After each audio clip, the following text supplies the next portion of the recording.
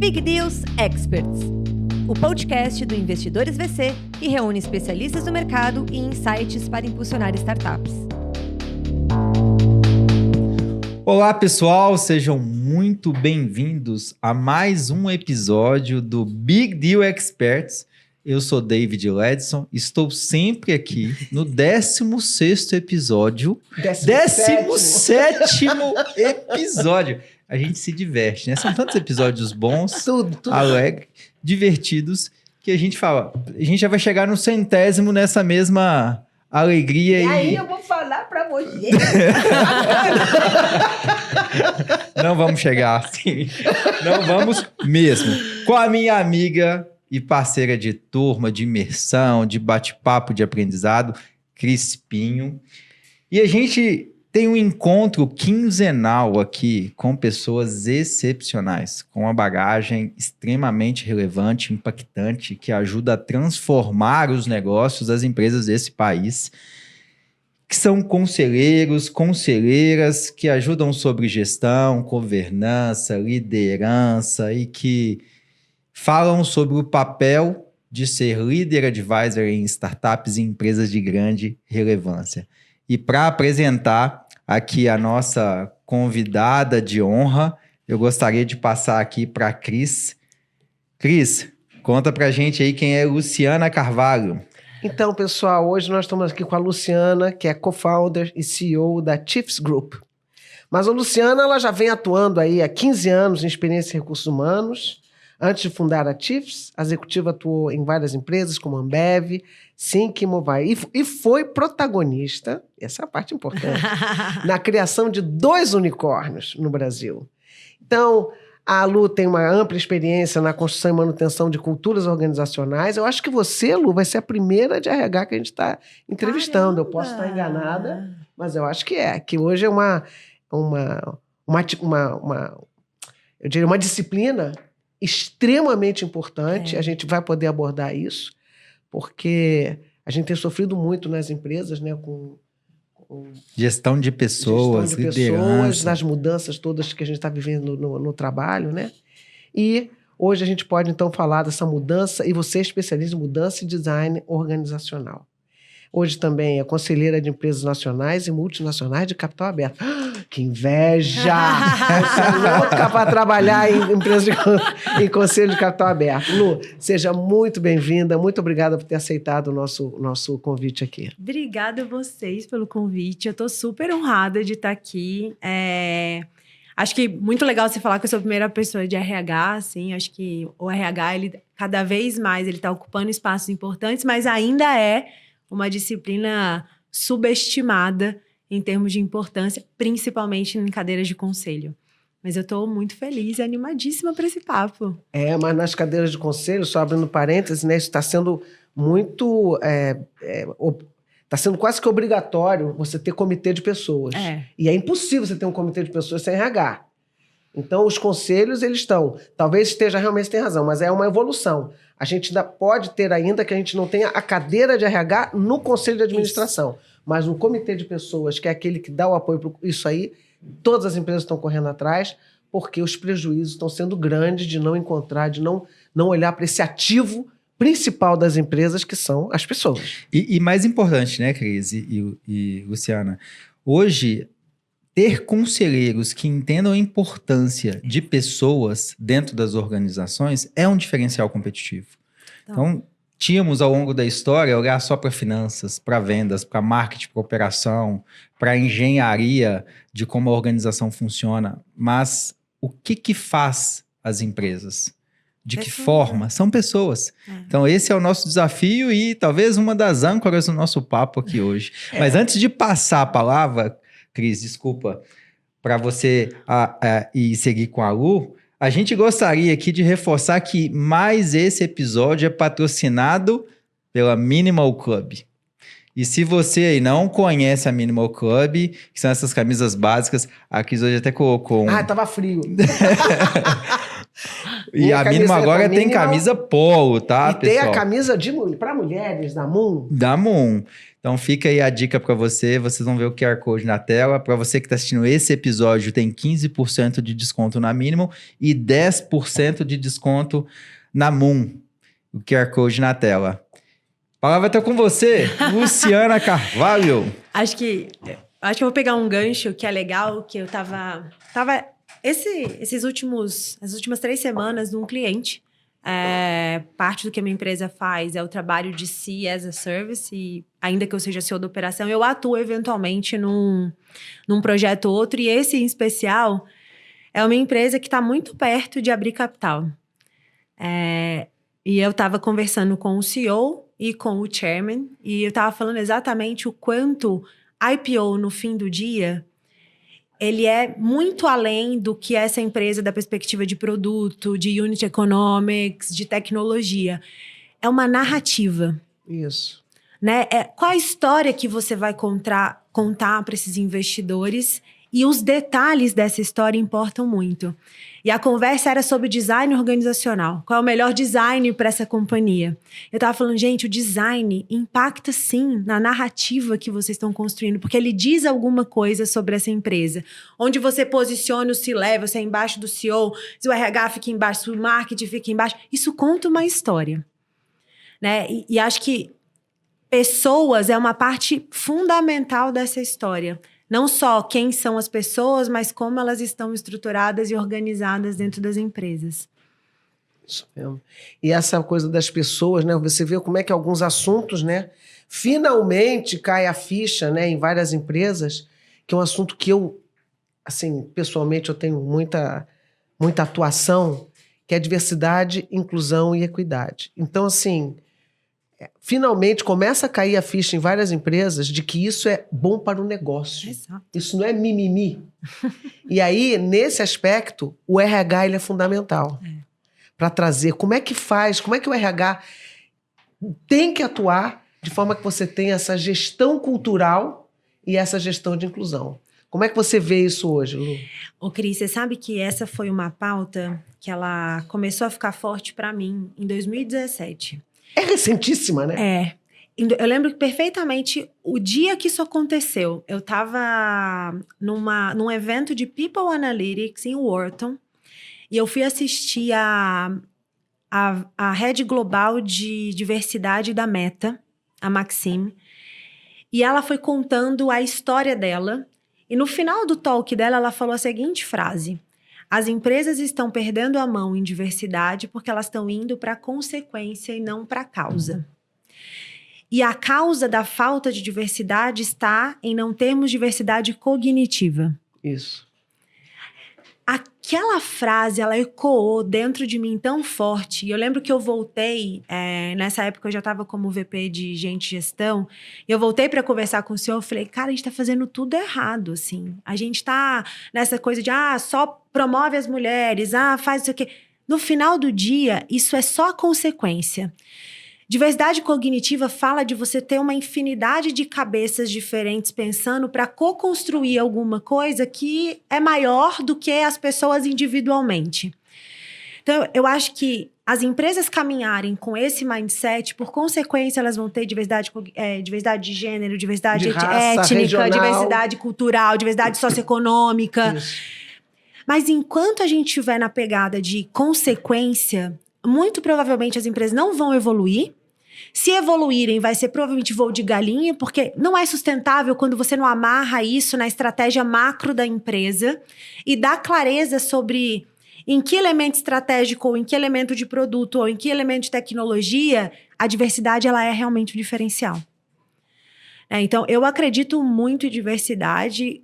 Quando eu fui empreender, a minha premissa número 1 era ter sócias mulheres e ter essa coisa mais forte dentro do time. Eu tenho gente que mora na Bahia, eu tenho gente que mora em Recife, eu tenho gente que mora em Guarulhos, eu tenho gente que mora no Sul.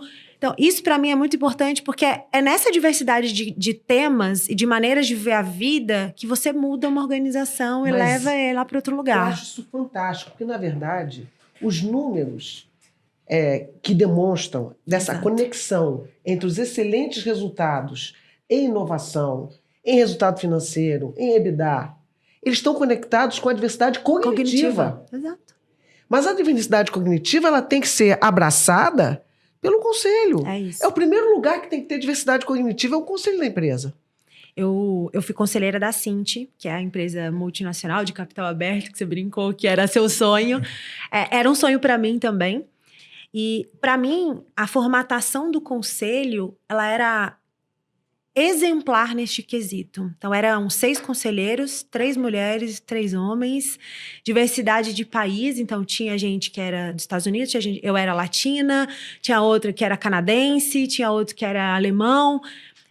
Para uma empresa global, que tem já tem a complexidade de você implementar cultura organizacional com os elementos da cultura de países, que não é trivial, se o conselho não começa lá de cima, entendendo que isso é importante, não cascateia para baixo. Não cascateia. Né? E agora eu vou te dar um exemplo. Eu tô brincando contigo porque eu sou louca para trabalhar numa empresa de capital aberto no Brasil, mas essa empresa que eu tô nos Estados Unidos, ela tá na Nasdaq, que é uma empresa de inovação.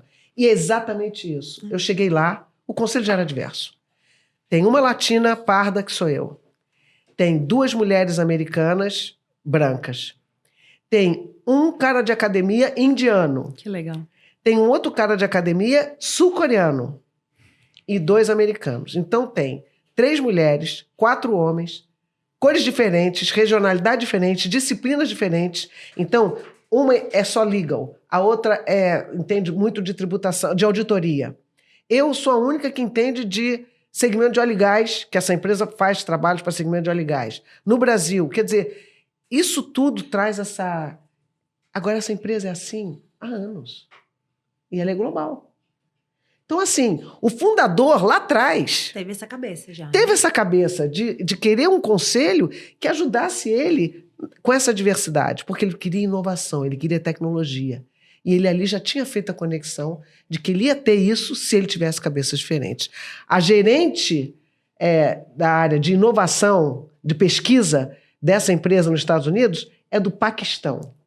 Só para você ter uma ideia... E que legal que o fundador teve essa cabeça desde o começo, né, Cris? Porque eu fico pensando assim, né? Em última instância, qual é a expectativa que você tem de um conselho de administração, qualquer que seja o modelo dele? Se ele é deliberativo, se ele é consultivo? Em última esfera, você quer um conjunto de pessoas com múltiplas experiências, tanto da perspectiva de trabalho, quanto de cultura, quanto de economia, para que essas pessoas, num colegiado, elas te ajudem a entender qual é o melhor caminho que você precisa seguir com aquela organização.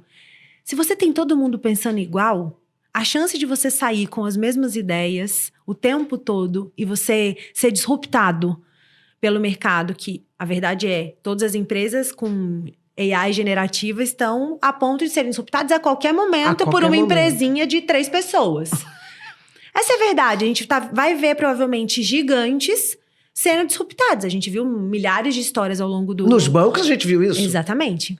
Então, se vendo o movimento do mundo, do avanço da tecnologia, evoluindo nessa velocidade, os conselhos não olharem e pensarem quem são as pessoas ou que tipo de pessoas eu preciso ter sentado aqui para me ajudar a pensar como não ser disruptado daqui a 1 mês, daqui a 6, daqui a 1 ano, eu honestamente nem sei qual que é o papel do conselho no final. Né? Então, eu acho que o conselho tem esse papel muito importante até de equacionar bem, né, como vai equilibrar as estratégias da companhia e por aí vai. Sim, é a responsabilidade dele, é a matriz de risco, é a responsabilidade do conselho. E o conselho está ali para justamente ajudar o CEO e a diretoria executiva a pensar mais para frente, porque os caras não têm tempo. Os caras estão ali olhando o dia a dia. Exato. O curto e o médio prazo está na mão deles, mas e o longo? E tem muito conselho que age completamente errado, que está sempre olhando para trás, né? Perde um tempão do tempo do conselho olhando os indicadores financeiros que já aconteceram. Gente, o papel do conselho não é esse. Aí quem está fazendo isso é a diretoria executiva. Deixa eles fazerem. Eu chamo isso que é a gestão pelo retrovisor, né? Exatamente. E óbvio que tudo em retrospecto é super óbvio, é super mais fácil. Dá muito óbvio, menos trabalho. Como assim? Vocês não perceberam isso? Por que tomaram? Em retrospecto, tudo é fácil. Tudo é fácil. Né? E eu concordo que o conselho provavelmente precisa olhar para trás para entender o que aconteceu, mas o papel do conselho é olhar para frente constantemente, né? E como você tem percebido, Lu, a evolução desses estágios de maturidade? Porque você trouxe um exemplo dos conselhos. Você trouxe um exemplo. Em 2017 foi a primeira vez que você ouviu sobre isso. E a gente tem percebido, quando a gente foi montar aqui a turma de conselheiros, de advisor, não existia. Obviamente, tínhamos algumas instituições mais formais, com uma outra ótica, mas é pouquíssimo falado isso no Brasil. E falar em diversidade de conselho é menos ainda. Mas a gente tem percebido uma evolução, uma maturidade, principalmente nas startups, nas empresas que estão começando, já estão começando a ter um pouco mais de atenção. Qual que tem sido a sua leitura disso? As pessoas estão começando a perceber a importância de pessoas, de ter um conselho externo, de pensar os estágios de maturidade no Brasil? Eu vejo assim, David, eu acho que tem um pool de empresas que provavelmente são as startups que estão começando, que eu acho que elas realmente já estão com essa consciência, assim, acho que desde o dia zero elas já se cercam, se não num formato tradicional de conselho, mas elas já se cercam de mentores e advisors que vão estar ali para ajudar a construir. Eu tenho visto do outro lado executivos que têm muito a oferecer para o mercado, também numa pegada de se educar para fazer isso melhor. Então, tem várias iniciativas, fora as instituições mais tradicionais de formação de conselheiro, começando a se movimentar justamente para dar subsídio. Porque, gente, ser conselheiro não é só sentar na mesa e começar a falar um monte de coisa. Tem uma formação, tem um monte de coisa de governança que um conselheiro precisa saber para não dar bola fora nas reuniões. Então, tem um processo de educação. Como se formar um bom profissional tem um processo de educação, se formar um bom conselheiro não é só a sua experiência profissional. Né? Então, eu tenho visto esse movimento e eu acho isso muito legal.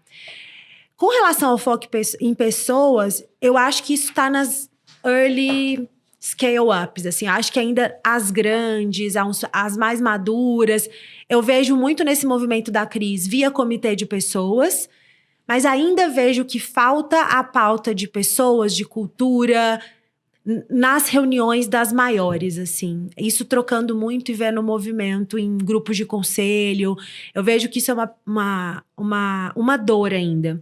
Eu sinto que as empresas não entenderam o quanto pessoas, no contexto que a gente está inserido de muita volatilidade, o quanto pessoas é o teu ativo mais valioso, mais do que nunca, assim. Essa é um pouco a minha leitura. Eu acho que eu também tenho a mesma percepção que você.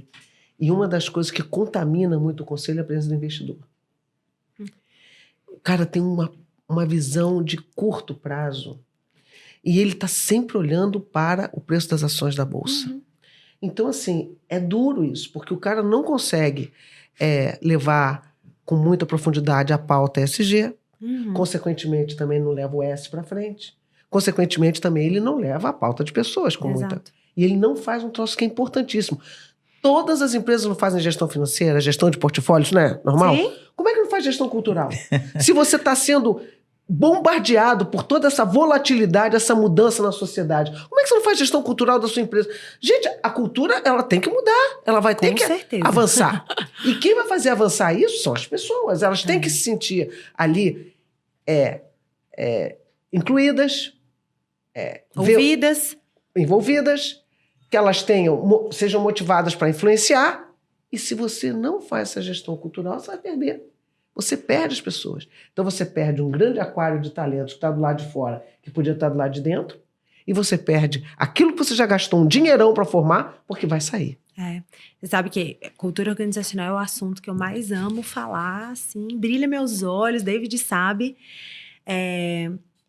Eu fico muito percebendo o quanto as pessoas subestimam a importância da cultura.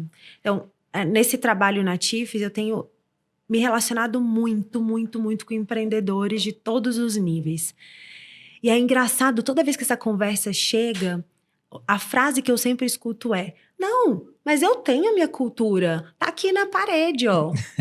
Aí você entra na empresa, se você passar uma semana lá, em uma semana eu percebo pelo menos 50 coisas em desalinho com o que está na parede e como essa organização se comporta. Isso, obviamente, que vai para o conselho. Se não tem ninguém lá que fique atormentando para que essa pauta ela entre, isso vaza, porque o financeiro é mais importante, porque o go-to-market é mais importante, porque qualquer outra tecnologia é mais importante. Mas as pessoas esquecem que cultura ela vai acontecer anyway. É melhor você ser intencional com ela e deixar claro como que você quer que essa organização se comporte e caminhe, ou ela vai acontecer de um jeito que muito provavelmente vai interferir o que vocês estão discutindo lá no conselho de go-to-market, de financeiro e por aí vai. Tem um ponto que eu gosto de trazer, são 2 pontos principais. O primeiro é, pergunte para um colega qual é o último C-level que ele conhece, CEO, ou CEO que veio de RH. Você quase não tem, ou a pessoa é de uma HR Tech. Ou seja, você não tem pessoas voltadas para isso. Você tem um segundo ponto, que é o baixo conhecimento por parte da diretoria, do C-Level, dos founders, de pessoas, da importância de pessoas, de cultura para o negócio. Ele se preocupa com vendas, se preocupa com o financeiro, mas ele se preocupa pouco ou dá pouca atenção. E aí tem um terceiro pilar, que é o papel da área de gente, da área do RH, que não se desenvolveu, não vem se desenvolvendo de uma forma estratégica para quando tiver oportunidade à mesa, ele possa aproveitar. E esse é um grande desafio. Além de você ter um baixo conhecimento do C-Level, do diretor principal, você ainda tem um RH, uma área de gente que não consegue trazer as principais pautas, importâncias, alinhar a liderança naquilo que importa para a organização. E aí você tem esse desequilíbrio entre a teoria do que está na parede cultural e das práticas organizacionais. E fica aquela organização disfuncional. E aí quem que deveria ser o braço direito do CEO? A pessoa do RH, a pessoa da área de gente, para direcionar. Eu e a Lu fomos colegas num grupo muito grande, na Móvel, a gente pode falar, e a gente percebia isso, ela tinha um papel muito estratégico no grupo, e isso ajudou a desenvolver diversas outras empresas, diversos outros líderes, e isso vai ajudando a formar uma base a qual as pessoas passam a ter pessoas como o primeiro pilar. Agora, se pessoas é o terceiro ou quarto pilar do seu negócio, a chance de você estar fadado ao fracasso é muito maior. E você sabe uma coisa que eu sofro? Não é incomum eu ver empresas com a estrutura que o RH não está reportando diretamente ao CEO. Nossa, isso deve ser muito comum. É comum e, ao mesmo tempo, Cris, para mim, soa assustador. E vou dizer por quê. Porque, como eu disse lá no comecinho, Design Org, ele é parte de uma narrativa. Quando eu digo que o RH não está acoplado no CEO, eu estou dizendo que, da perspectiva de prioridade, o CEO não está olhando para RH, que, em última instância, é o responsável pelas pessoas. E que, sem pessoas, a empresa ela é cadeira, mesa, computador. E essas coisas sozinhas, elas não fazem absolutamente nada. Tem um adendo, a gente conversa com centenas de startups, de empresas de médio, grande porte, tem 100, 200, 500 pessoas. Tem empresa que já tem hoje mais de 100 pessoas que não tem uma área de RH. Chega a ser assustador. Você pensa, o que mais tem aqui são pessoas. E as pessoas perguntam assim, mas será que já está na hora de eu ter um RH? Não. Já deveria ter há muito Você tinha 10, tempo. já tinha que ter alguém do RH, né? Então, falta esse conhecimento por parte da diretoria, dos fundadores. E aí, depois, ele começa a ser reativo. Ele não consegue ser preventivo. Exato. Ele acaba tendo que corrigir grandes problemas porque ele não olhou para as coisas certas. E porque muitos CEOs, não sei por que também, acham que a cultura, como você falou, ela vai se criar sozinha. E ela vai. Sabe, isso é o pior. Vai. Pois é, ela vai. Sem a intenção que você queria ter dado. Isso mesmo. E ela vai. E provavelmente a cultura que vai, ela pode ser um desserviço à estratégia que você quer construir. Isso. Isso é que é o mais dolorido dessa equação toda, né?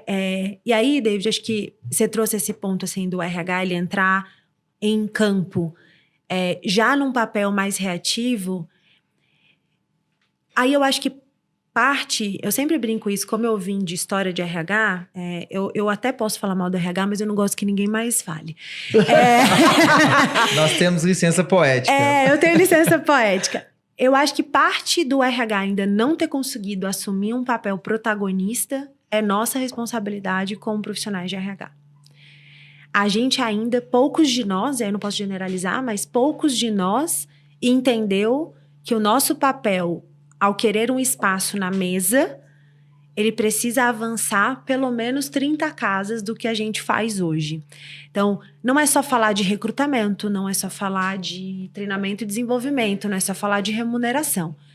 Se o RH não conversa sobre o negócio, não entende, não dá sugestões, ele vai sair do papel protagonista e vai assumir esse papel de retaguarda que não é o melhor uso desse papel de RH. Você tem toda a razão. E eu vejo isso nas grandes empresas e nas grandes instituições também. O RH, ele tem dificuldade de participar da estratégia. E de conectar a sua disciplina à estratégia. Mas por que isso? Porque eu acho que muitas pessoas não foram preparadas. Não. Exato. E não se abriram a isso. A Lu trouxe no início sobre a diversidade cognitiva. O RH, ele tem aquela preocupação de se desenvolver dentro dos seus subsistemas, dos seus subprodutos. Eu vou fazer recrutamento e seleção, desenvolvimento, cargos, salários, remuneração, mas ele não pensa quais são as minhas skills financeiras, Exatamente. de mercado, de produto, de tecnologia, para quando eu sentar à mesa, eu consiga participar da mesa e não só sentar. E porque as empresas contratam aquele gerente de RH querendo só isso. Na verdade, o troço começa de cima. Verdade. Eu quero uma agente de RH. Se ela tem experiência em recrutamento, isso aqui tá bom. Não é isso? É verdade. Então, começa pelo próprio recrutamento do gerente de RH. Mas é o mais engraçado, Cris. E aí, talvez o que eu vá dizer vai ser interessante, que eu não sei o que vem primeiro. Se é o ovo ou se é a galinha. No sentido de, eu não sei se o mindset do CEO em querer contratar só o RH que recruta, desenvolve, começa, e aí por isso os profissionais acabam se encaixotando ali, e entregando isso. Ou se começa no profissional de RH que consistentemente só entrega isso e gera no CEO ou em quem quer que está contratando a expectativa de que é só isso mesmo que o RH pode fazer. São as duas coisas. Né? Ou são as duas coisas. Eu estava, essa semana, conversando com um CEO de uma empresa que é cliente nossa, e aí a gente estava falando sobre esse papel do RH, assim, tô ajudando ele a formatar qual é o melhor perfil, né, para essa pessoa. E aí eu estava contando um pouco da minha história para ele. Ele falou, nossa, mas você fazia tudo isso sendo do RH? Como assim você cuidava do planejamento estratégico? Como assim você... Mas isso não é coisa de RH. Eu falei, não, isso é coisa de RH. Deixa eu te contar por que isso é coisa de RH. Aí eu falei, pode não ser coisa de RH. E provavelmente você vai encontrar a maioria dos profissionais que isso não é coisa de RH. Mas depende do que você quer fazer com essa pessoa e qual o espaço que você quer que ela ocupe na mesa. Exatamente. Né? Você sabe que eu só conheci até hoje uma pessoa, estou conhecendo a segunda agora, de uma empresa que eu estava mentorando essa jovem diretora. A pedido do CEO. Ela foi a única diretora de RH que eu conheci que tinha na sua mão planejamento estratégico. Responsável. E participava da reunião do board da empresa, como diretora. Eu nunca mais conheci nenhuma. Infelizmente. Por exemplo, você está falando um negócio. Quem é o RH da empresa lá nos Estados Unidos? Eu não tenho a menor ideia. Como é que está atuando o comitê de pessoas do qual eu faço parte dessa empresa? Muito mal. Está preocupado com uma coisa que é importantíssima, que é a sucessão do CEO, que muitos comitês de pessoas passam ao lado quando vê, meu Deus, aconteceu essa desgraça. O cara morreu, ou o cara ficou doente, ou o cara ficou de saco cheio, sei lá o quê. E então tem esse valor, né, esse comitê, mas está assim, anos-luz de você estar atuando na gestão da cultura organizacional da empresa. Preventivamente, né? Preventivamente. A gente só olha para pessoas dentro das organizações e é uma realidade, é um fato quando começa a dar problema. Sucessão só pensa quando a pessoa sai. O especialista sai, deixou uma lacuna. Isso é pauta de conselho. Isso é uma pauta de conselho. Isso, se não é, deveria ser fortemente pauta de conselho. Qual é o plano sucessório da cadeira de C-level e um level abaixo? N1 e N2 deveria ser pauta de conselho. Deveria estar ali o que é incentivos de curto, de médio, de longo prazo, retenção. Exato.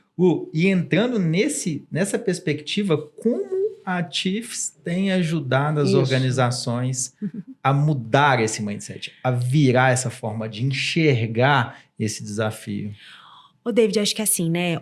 O mercado de Open Talent, que a gente chama, no Brasil, a gente está pelo menos 10 anos atrás, se a gente compara a Estados Unidos, a gente compara a Europa, né? Esse modelo as a service, eu acho que ele é mais estruturado no Brasil para algumas disciplinas. Então, finanças, eventualmente marketing, mas quando a gente olha para todas as disciplinas, esse ainda não é um modelo muito trivial.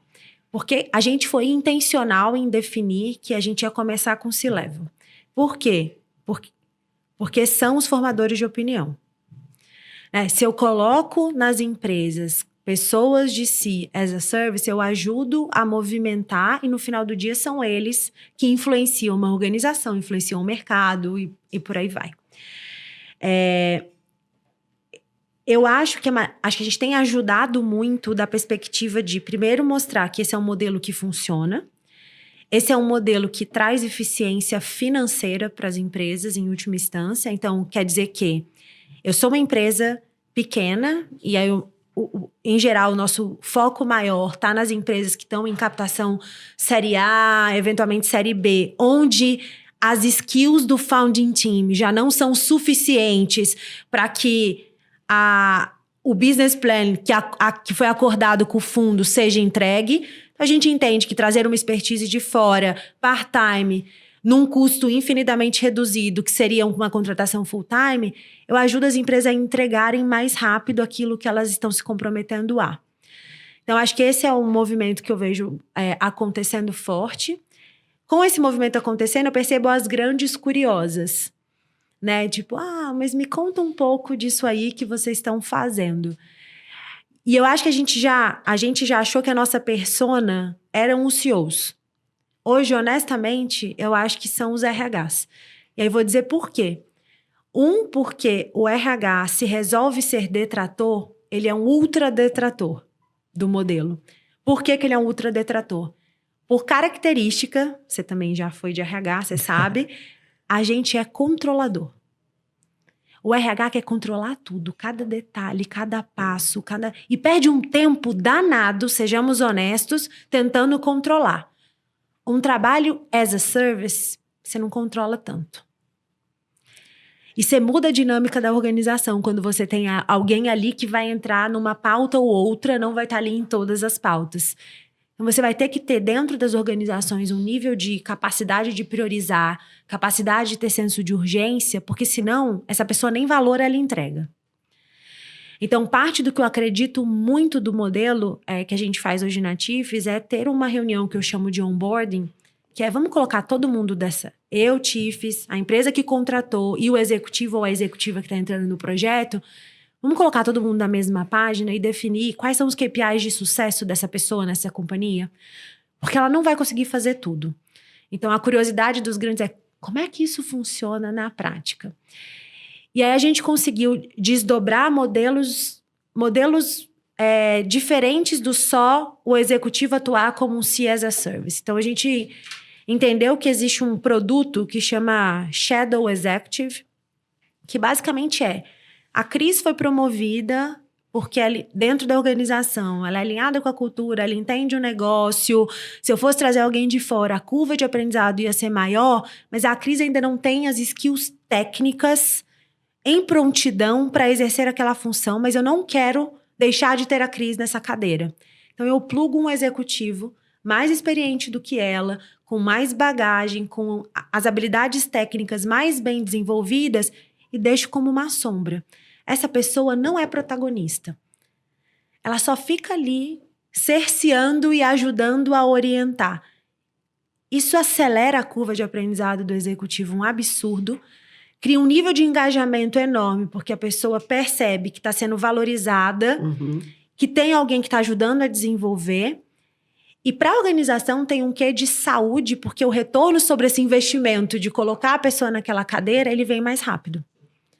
Então, acho que esse é um pouco do que a gente tem procurado fazer nesse movimento aí de futuro do trabalho, né? Que não é futuro, é presente. E fica uma reflexão até sobre o papel do RH nessa transformação que está acontecendo. E se você é muito aderente a somente risco, a somente controle, você toma pouco risco, você inova menos, você não quer explorar o novo. E isso é muito novo. E a gente só vai perceber essa transformação, o quanto vocês estão gerando impacto e o que está gerando, quando você experimentar. Exato. Então, se permitir, enquanto RH, testar essas hipóteses, vai permitir acessar um mundo de crescimento, de resultado que hoje não acessa. Mas eu acho que eu perdi uma coisa no que você falou. Você falou, olha, eu tô percebendo que eu tenho que me colar mais no RH. Você está dizendo o seguinte, que você hoje, você provê mais esse trabalho para o C-Level, né? Mas agora você está começando a migrar o quê? Para você fazer a mesma coisa com o RH das empresas? O RH ser o embaixador da pauta dentro da organização. Ah, entendi. Mas hoje para ele não ser o detrator. Exato. Hoje ele é detrator. Hoje ele é detrator. Porque ele é controlador. Então ele não se abre com a possibilidade de algo inovador, transformacional, que venha de fora, mexa na caixinha dele. Ele não quer ninguém mexendo nas gavetas dele. Você não acha que esse desejo de controle, esse controle que existe realmente, não é fruto desse despreparo do RH? Com certeza. Não é? É, exatamente. E você tem que controlar, porque você não tem você não tem acesso à informação. E aí vem mais um adendo. A gente falou que pelo RH não se desenvolver em algumas habilidades, algumas skills de finanças, de mercado, de marketing, de inovação. Para ele poder influenciar na estratégia. Para poder influenciar na estratégia, ele se fecha e não se abre ao novo. Exatamente. E esse não se abrir ao novo nem testa novas possibilidades que podem ajudar a organização a atingir resultados diferentes do que ela vem fazendo ao longo do tempo. Olha que curioso. Eu em 2019... eu fui para Stanford fazer o meu Executive Program. Tinham 213 alunos na minha turma. Nossa! 2 pessoas de RH. É muito pouco, né? É assustador. Ou seja, as empresas não estavam enviando os seus... Exatamente. Porque você não enxerga a importância. Que o RH, ele deveria ser parte da sua estratégia total e não só da estratégia de pessoas. Eu me lembro que quando houve na Movile, né? Quando eu fui para essa empresa de capital aberto para ser conselheira, ela foi em função de um deal que aconteceu, um M&A, entre uma das empresas da Movile e a Cinti. E como parte do deal foi em cash, parte do deal em equity, a gente poderia nomear alguém para ir para o comitê de nomeação, passar por um processo seletivo, e então essa pessoa poderia ou não poderia ser aprovada. E eu me lembro que a discussão era, olhando da perspectiva de due diligence, né, que aconteceu ao longo do M&A, quais eram as habilidades menos fortes daquela empresa. E basicamente era cultura, pessoas, no sentido de construção de uma cultura de alta performance e inovação. Quando a gente juntou, olhou para o management, quem era essa pessoa que podia fazer isso? A Luciana pode ir. Para chegar nessa conclusão, provavelmente num contexto onde o RH não era protagonista, a chance do RH ter sido ou apontado a pessoa para essa cadeira é muito baixa. Então, por isso que eu falo, tem o lado do CEO, da empresa, mas também tem o lado do profissional de RH que vai precisar entender que só falar de recrutamento, treinamento, não vai funcionar. Né? Eu ouço muito a história do, tem que desenvolver visão estratégica. Gente, visão estratégica é tão simples quanto você ser capaz de absorver as informações que estão acontecendo, tirar conclusões a partir dessas informações e entregar alguma coisa que conecte, que resolva aquele problema. Isso. Se o RH tá sentadinho só vendo aquilo, qual a chance dele ter pensamento crítico, visão estratégica em relação ao todo? A gente está indo para os finalmente, mas eu queria trazer um dado estatístico em alguns estudos, mentorias, turmas que a gente vem fazendo. A dor número 1 de todos os empreendedores que fazem as nossas formações aqui no G4 estão relacionadas à pessoa e cultura. Ele não, nesse momento da dor, da dificuldade, ele não fala, meu problema é com o CFO, com marketing, com vendas, pessoas. Tem dificuldade de contratar, tem dificuldade de manter a cultura, tem dificuldade, está latente. E a TIFES vem com o objetivo de ajudar a transformar essa realidade do mercado. Foi pauta do Fórum Econômico Mundial. O 7º ponto era talento. É um desafio disponibilidade global. E acesso, desafio das empresas em acessar talentos para entregarem as suas estratégias. Ontem nós estávamos num comitê com o Benchmall da XP e ele falou sobre isso, né? Várias pessoas levantaram e falaram, hoje a minha maior dificuldade é pessoas, minha maior dificuldade é cultura. E ele falou, a minha também. Ou seja, não é um privilégio meu ou seu, é nosso. E se a gente não olhar para isso enquanto proposta de valor, enquanto modelo de negócio, enquanto, de fato, algo que importa para as organizações, a gente não vai conseguir. Importa para as organizações e para as pessoas que você quer atrair. Exato. Porque eu acho que as organizações também estão com muita dificuldade de se mostrar e ter uma narrativa que atraia também essas pessoas. Porque as pessoas também estão com dificuldade. Tá muito difícil viver nesse mundo volátil para quem está do lado de fora e para quem está do lado de dentro. Você sabe que eu tenho um hall de pessoas que eu admiro muito profissionalmente. E eu me lembro uma fala do Rodrigo Cartacho, que é um dos fundadores da Simpla. Uma vez a gente estava conversando sobre diversidade e ele falou para mim a seguinte frase: Lu, eu não vou falar para fora aquilo que eu não faço para dentro. Claro. E eu acho que as pessoas subestimam tanto isso, porque a história do employer branding que a gente tanto fala, né, de construir qual é o employee value proposition, ela parte de uma construção que vai de dentro para fora e não de fora para dentro. Eu não posso dizer para fora uma empresa que eu sou, quando a pessoa entrar, ela vai viver outra realidade e eu vou começar a formar uma infinidade de detratores da minha marca empregadora. Isso é uma pauta que inclusive foi discutida em alguma reunião do nosso conselho dessa empresa de capital aberto, que era, a gente está dizendo para fora que a gente é uma coisa que a gente não é. Mas olha que coisa que parece pequenininha, é uma estratégia de employer brand. Não é. Não é. Está falando que tipo de profissional que eu vou atrair. Isso. A gente está muito preocupado em parecer e não ser. E isso tem gerado uma distopia nas organizações precisamos atrair, vamos falar o que a gente está fazendo. Só que quando você entra, você encara a realidade. E aí a realidade, ela grita muito mais alto. É isso. A gente precisa, infelizmente, caminhar para os finalmente, Lu. Excelente. A gente vai fazer uma enquete. As pessoas que a gente vai ter que repetir. Vai. A Lu Chamar vai ter que voltar. a segunda, terceira. Não Ficaria vai ter aqui mais como. 2 horas. A Lu vai ter que voltar. A gente vai ter que pedir aqui um lanche, algo diferente. A gente não abordou um monte de coisas de pessoas que eu queria começou falar o com ela. podcast.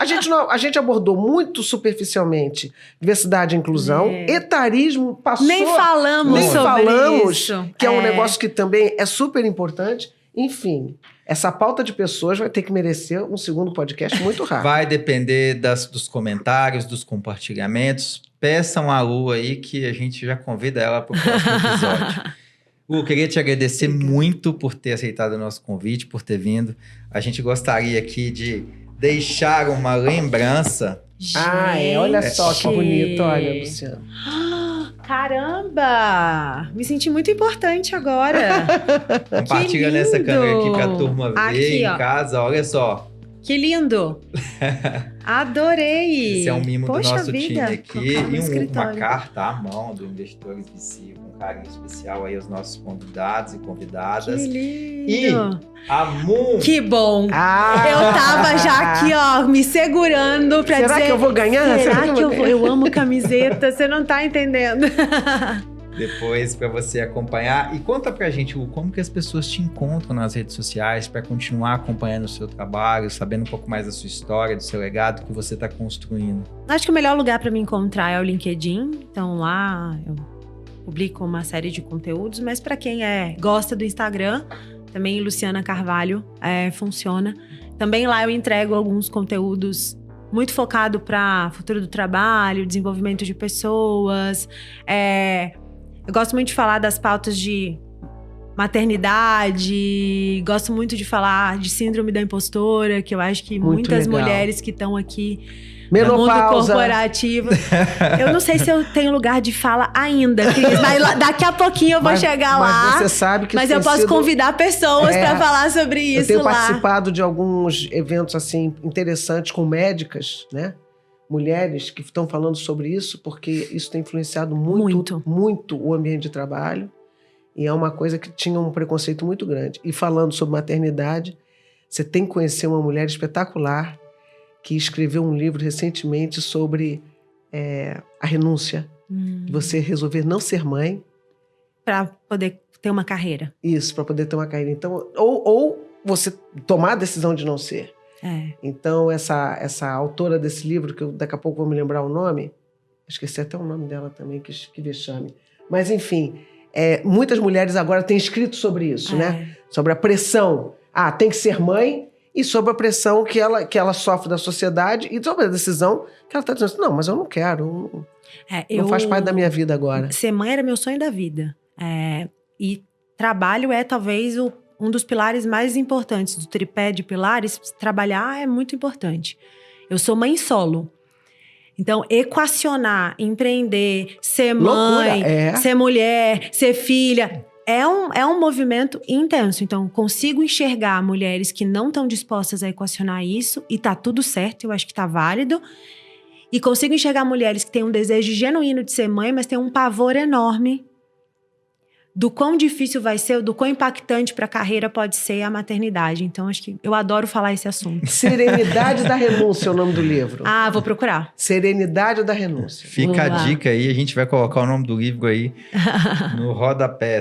Pessoal, a gente gostaria de agradecer por mais esse episódio. Continue acompanhando e convidando pessoas para assistir, compartilhando.